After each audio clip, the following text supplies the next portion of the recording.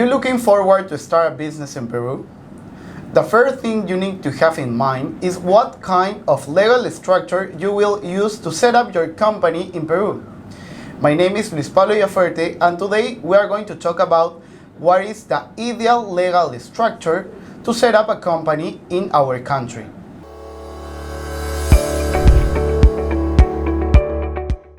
In Peru, we are regulated by the General Company Law, which contains the different types of company that can be created to start a business, based on needs, activity, and type of investments, such as limited companies, limited liability companies, open limited companies, and the one we recommend to our clients, the closed joint stock company, or SAC as we call in Peru.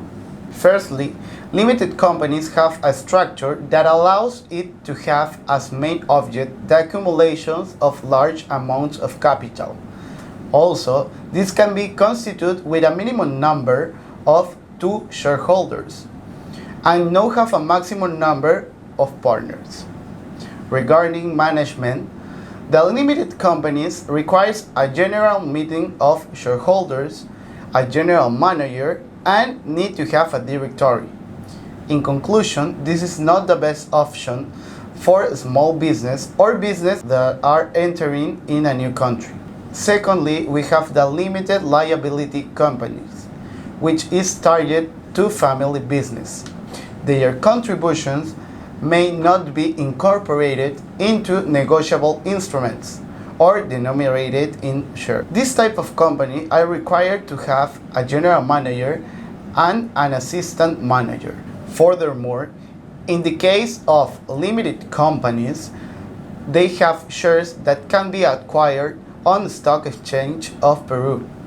In addition, it is made up of a minimum of 750 shareholders and does not have a maximum number of partners, but the 35% of the capital must belong to at least 175 shareholders. These type of companies are required to have a general manager, directory, and a general meeting of shareholders. As we said at the beginning of this video, in Peru we have the SAC. The SAC is the most used type of company in the Peruvian economy, and it offers a plurality of benefits to install your business effectively.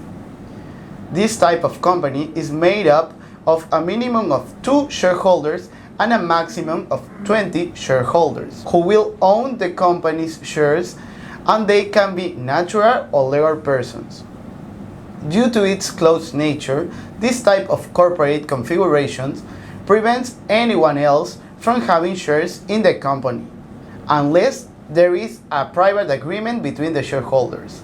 There are some great benefits offered by this type of company. For example, the first benefit we have with the SAC, it's around the social capital. The social capital is made up of the contribution of each partner, which can be invested in cash or in material goods, whether movable or immovable. On the other hand, the second benefit we have with the SAC, it's around the legal structure. Due to the legal structure of this company, if the company have debts, the partners can only respond with assets invested in the company, thus protect their own assets. The third benefit we have, it's around the limited number of shareholders. The limited number of shareholders allow the SAC to have a strict control of those who make up the company.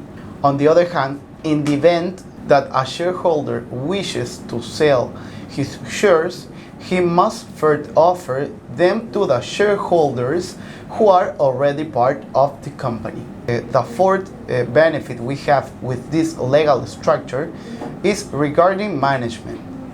The SAC only requires to have a general meeting of shareholders and a general manager. There are no need to have a directory. And finally, the last benefit we can see in this legal structure is that the SAC is attractive to investors.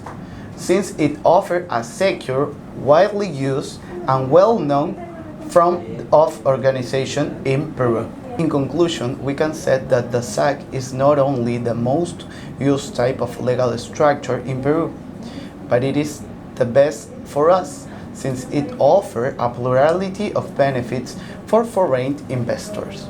¿Aún no nos sigues? ¿Qué esperas? Pon like a este video, suscríbete y activa las notificaciones para que no te pierdas de nada.